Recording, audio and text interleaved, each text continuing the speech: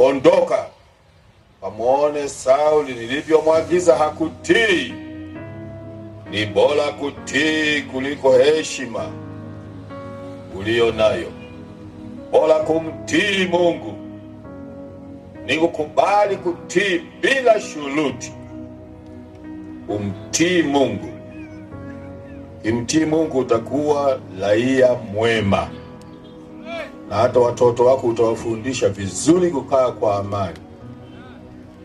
Hata ndugu zako utakuwa wewe chanzo cha kutunza amani, ili injili ihubiriwe na watu wakusanyika hapa.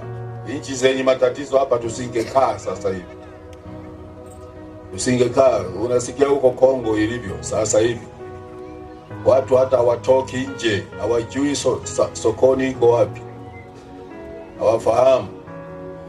Na hata wanaopeleka chakula kuuza hawaendi, masoko matupu. Saa hii nayosema hii, watu wanakufa kama wanyama Kongo hapa, lakini sisi tunatulia, tunakula na kunywa injili. Hatuwezi kumshukuru Mungu wetu?